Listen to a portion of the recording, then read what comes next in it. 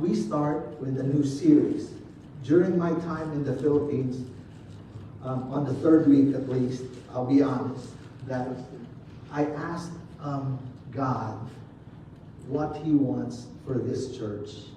And I've actually asked some friends as well, both here and in the Philippines, like, what do you guys want to hear in a church? Like, what would affect your life when you go to church? Like, what messages do you want to hear in church? And I've decided that with where we are now, and based also on my asking those questions, I've decided that I will concentrate on Nehemiah chapter, or the entire book of Nehemiah. And I've entitled the series, I Am Rebuilding. And I don't know if you know, but Nehemiah is the shortest person in the Bible. Did you know that? No, because he's only knee-high Maya. I have to put that in. So, anyway, I'll start with sorry, I told you I only have 7 jokes, and that's one of them. So, let me kick off with a story narrated by J. John. So there was a man in the airport who wanted to buy a bag of small donuts and coffee. So it's something like this bag.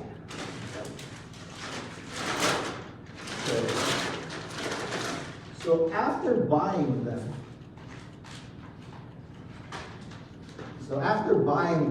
he looked for somewhere to sit in the airport, but unfortunately, all the seats were taken. But there's only one table where there's one man sitting. So he thought, I'll just go and sit opposite him. So he goes there, puts his coffee down, puts his bag down, takes off his jacket, puts it on the chair, and finally sits down. So he opens his coffee, sips, picks up the bag of donuts, opens it, takes out the donut, just like that, and starts eating one, and puts the bag down. Okay? So the man opposite him reaches over, opens the bag, takes one donut, and eats it, and drinks his coffee, and then pushes the bag towards him again. And he said, what is wrong with this guy? So he said, he's thinking, what in the world is coming? Like, he took my donuts. But just to be careful, he said, I'm not going to say anything. This guy might be psycho, right? So he did not say anything in case the guy becomes violent, right? So, but he gives this, could kill this guy, like that look that could kill. He did that. So while he was sipping his coffee, the man stretches over again, picks up the bag, gets one donut, and eats that donut. And then again, drinks his coffee. He cannot believe it. I said, what is wrong? What is happening? He's done it twice. And he's really angry, but decides not to say anything again. But the man gets up to leave, so the other man felt it's about time. He said, well, it's about time you leave, you donut thief. So the donut thief even brought the bag of donuts on the table and brings it with him, right? So he left. So the man who bought the donuts looked at his clock and said, oh, it's time to leave. I have to leave. So takes his jacket,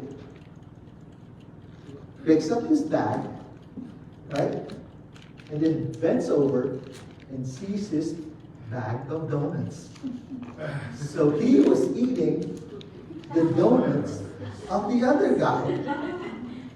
So when this series, as I will explain later, any great work of God begins with God doing great work in somebody.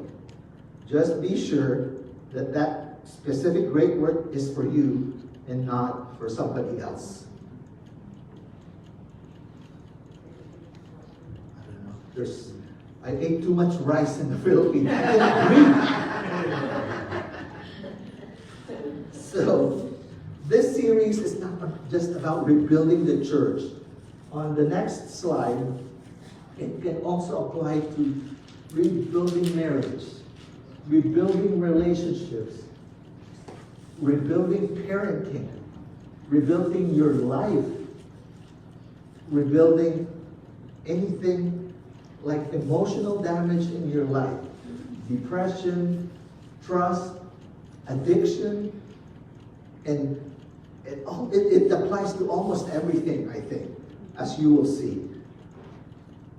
So, as an introduction, I will discuss, the next slide, I will discuss what Nehemiah, the book, is, and who Nehemiah himself is. So first, the book. So the next slide is, the book Nehemiah is believed to be part of a single book, which is 1st and 2nd Chronicles and Ezra. Okay? So it tells the history of Israel and the return of exiles from Babylon after the civil war and the rebuilding of Jerusalem. Just like what's presented there. This civil war brought two kingdoms. The north kingdom, which is Israel, and it's filled with natural resources, and but with ungodly leadership. And Judah to the south, which is the southern kingdom, with Jerusalem, where Jerusalem is, and it is the spiritual capital. So during that time, Jerusalem was occupied by the Babylonians. So the nation was destroyed. First, the northern Jewish kingdom of Israel, and then the southern Jewish kingdom of Judah. The city of Judah, or Jerusalem, was completely conquered by Babylonians. And when the Babylonians conquered Jerusalem, they deported almost everyone from the city and from the region for some 70 years. So Jerusalem became a ghost town. So those Jews who were deported to Babylon began to make homes for themselves. Some of these faithful Jews were raised up to places of prominence in the governments they were deported to. So I don't know if you remember Daniel, Shadrach, Meshach, and Abednego. These 4 people are exiles, part of those people that were exiled. Esther, so those 4 were made leaders in Babylon, and then Esther was made queen in the courts of a Persian king. So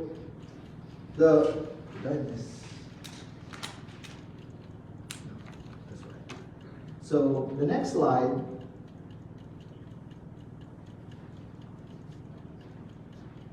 So during the Civil War, or after the Civil War, miraculously the people were given permission to return to Judah. So they were allowed to go back to Jerusalem. And this is Ezra and Nehemiah's story.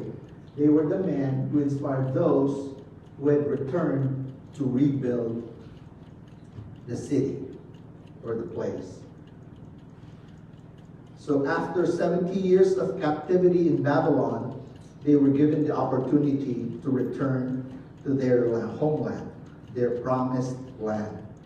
So out of the 2 or 3 million Jews deported from the land, only 50,000 decided to return to the promised land. So just approximately 2%. But they did return.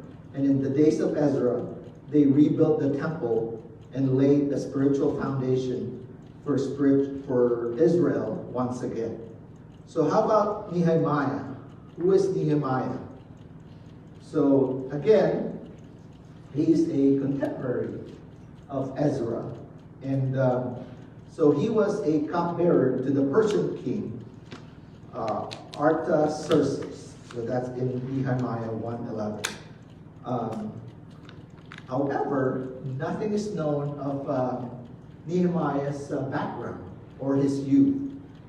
Only that he is a contemporary of Ezra. So he was a cupbearer. So a cupbearer is a high-ranking officer in charge of serving the king wine to the royalty. Because of this, because of plots to poison kings, cupbearers had to guard the king's cup carefully and would sometimes taste the drink before serving it to the king. Nehemiah is just like a secret service. Unfortunately, I saw when President Trump was assassinated or attempted to be assassinated yesterday. I don't know if you saw the video. There was they call it a body bank bunker. So all the Secret Service went to his place and covered him to protect him. Nehemiah is in a sense very similar, except he was the cupbearer. He serves the king wine. And serving the king wine is a high-ranking position because of the plots before of poisoning the king. I think there are some Russians that have been poisoned that I heard have been poisoned, and that's Nehemiah's job. So because of this position, he should be trustworthy and loyal, and because of his character was able to exert influence in the royal court. So in Nehemiah chapter 1, verses 1 to 3, which is the next slide. So he basically just introduced himself, who he is, and that one of his brothers was already in Judah. Is that right? Came from Judah with some other man. So they returned and told Nehemiah what's happening in Judah. So they basically said, those who survived the exile and are back in the province are in great trouble and disgrace. The wall of Jerusalem is broken down, and its gates have been burned with fire. So 150 years after, Jerusalem is still a ghost town. And that's how the brother of Nehemiah explained it. And then on the next verse, on verse 4, this is how Nehemiah responded. He said, I sat down and wept. For some days, in some version it says, for many days I mourned and fasted and prayed before the God of heaven. Do you know that feeling of like you don't have any energy on your knees, that you're about to fall, and then you have to sit down? That's how Nehemiah felt. Like he was weeping, he wept, and he had to sit down because of that feeling. And then days after that, or after that, he prayed and fasted for many, many days. So he mourned, fasted, and prayed for many days, just like what I said in some versions. So in this verses, as you can see, Nehemiah is praying to God with a heart ready to do something. I don't know if you've noticed, look at how he prays. He's talking to God here. Okay? Do you see anything? Especially in verse 6. He is actually telling God, like, let your ear be attentive and your eyes open to hear the prayer your servant is praying before you day and night. I do not pray like this. Nehemiah is telling God, let your ear be attentive and your eyes open to hear the prayer that I'm telling you. Do you guys pray like that? Sometimes. That's good. That's good. Nehemiah prayed like that. He is ready to do something. His heart is ready to do something. Like, you better listen. You better let your eyes be open. Unbelievable. When I was reading this in the Philippines, unbelievable. I cannot believe that Nehemiah has the audacity to tell God, hey, you better listen. I cannot do that. But this is the heart of a warrior. This is the heart of a rebuilder. Are you brave enough to pray like Nehemiah? So in the last portion, or no, not yet. In the second to the last,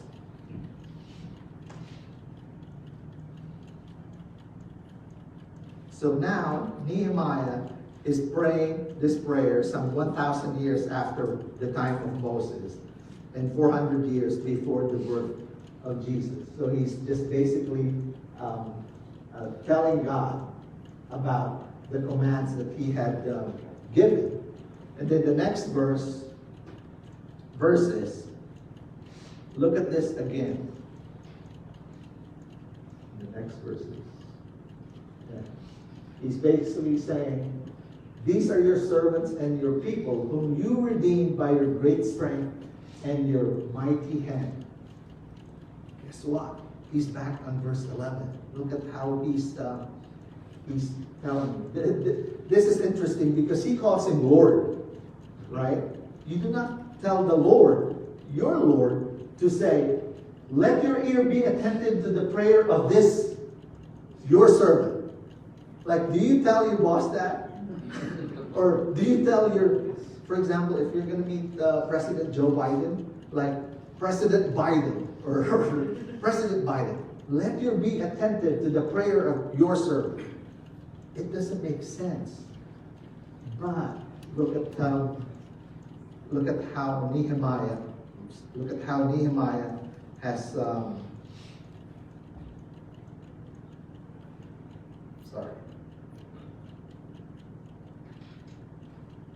Look at how Nehemiah has done it. Like he's already said it twice that God, you have to listen to me and open your eyes. Like open your ears and open your eyes. I don't know about you. That is so interesting for me. That's not just the heart of a warrior. That's a heart of somebody ready to do something.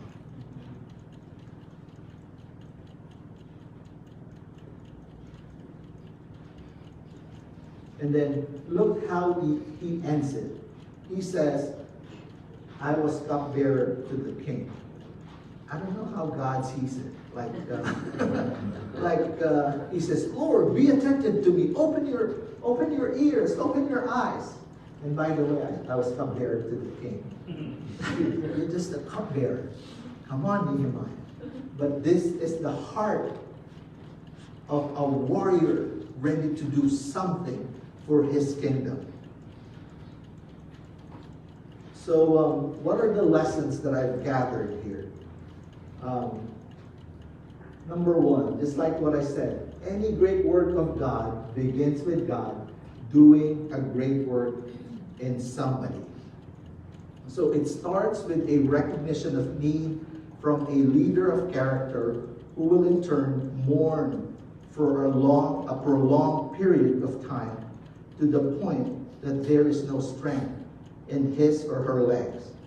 And he keeps weeping.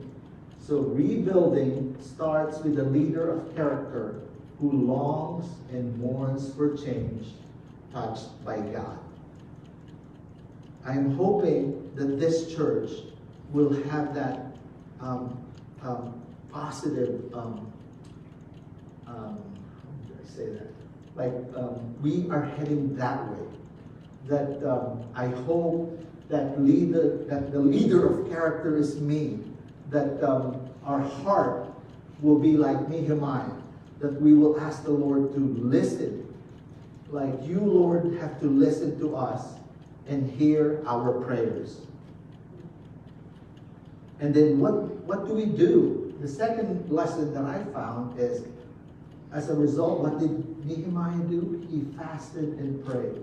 So fasting is not my strength. After 2 hours, if I fast, like I think about the food already. So I actually haven't fasted for a long time, and I think I would practice fasting. I mean, I've prayed consistently, and I intend to do fasting part of my prayer. And I think I'm doing it wrong because I'm more involved in the food part than the fasting itself. So hopefully my weakness will be your strength, like Christian. So we should do fasting together. So the third one that I've noticed is about confession.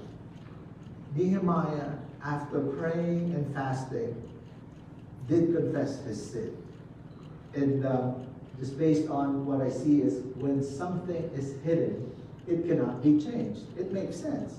Like if we are rebuilding a church or rebuilding our lives, or rebuilding a marriage, if you are hiding something and not confessing it to your God, it cannot change. Your marriage will not work if you're hiding something.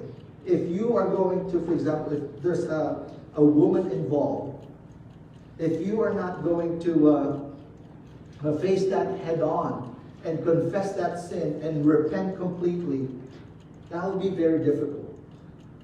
Actually, it's impossible to move forward. There's no way that if it's hidden, that it will change. So an unconfessed sin is a burden or obstruction to change. However, confession and repentance removes that burden. Dallas Willard notes that unconfessed sin is a special kind of burden or obstruction in the psychological as well as the physical realities of the believer's life. The discipline of confession and absolution removes that burden. So I think Nehemiah was just showing us the importance of confessing our sins and being cleansed as white as snow when we try to rebuild almost anything. Not just the church, but your life, your marriage, your battle with depression and stuff like that. Lastly, just like what I said before, Nehemiah prayed with a heart ready to do something. And that's in verses 6 and 11. What did he say again? Lord, be attentive to your servant. Listen to me. Open your eyes. As if God's eyes were not open. But Nehemiah recognized the need, and it should be followed by an earnest, persistent waiting upon God until the overwhelming sense of world need becomes a specific burden in our soul for one particular piece of work which God would have me do. Let me read that again. Recognition of need must be followed by earnest, persistent waiting upon God until the overwhelming sense of world need becomes a specific burden in our soul for one particular piece of work which God would have me do. And that's why the donut story is very relevant in this case, because it's a very specific need that needs to follow. Like God's work needs to be in your life before rebuilding occurs. So it's yours specifically. Okay? And then Spurgeon says, laying the matter to heart, he did not begin to speak with other people about what they would do, nor did he draw up a wonderful scheme about what might be done if so many thousand people joined in the enterprise. But it occurred to him that he would do something himself. So just like what I said, there's 50,000 people who returned to Jerusalem, to Judah, and yet Nehemiah planned it himself. So as I end this introduction to the series, there are 3 questions I'd like to pose to everyone.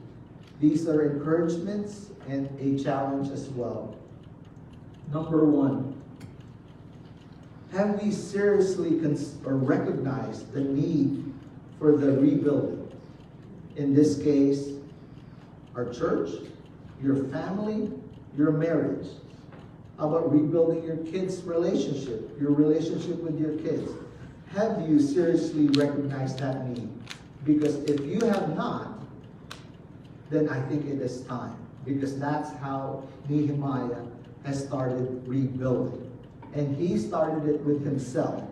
So he recognized the need. And number 2, this is very important because I've felt this. Have we mourned, wept about the rebuilding of this church? Or are we satisfied with what it is now? Have we really mourned? Have we wept about this church or your life? For example, if you're having problems with your wife or your husband, have you actually mourned about it? Have you really fasted and prayed for so many days? In my case, during my wife's struggle with cancer, we prayed, or I prayed significantly and wept about it. Wept about her condition and mourned actually about her condition and prayed for it. And hopefully your heart will be the same as Nehemiah.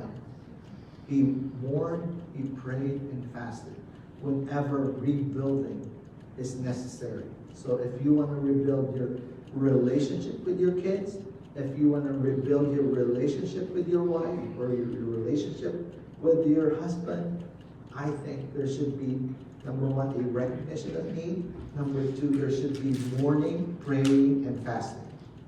And then the last one, have we prayed and fasted for this rebuilding? Is our prayer in a heart posture ready to do something? Just like Nehemiah, is our heart ready to do something? Like, are we praying like Nehemiah, with his heart in the right place, ready to do something? Lord, listen to your servant. Be attentive to your servant. Open your ears, open your eyes. Have we done that? Only then can our lives and this church start rebuilding once our answer to these 3 questions is amen and amen and amen. Let us pray.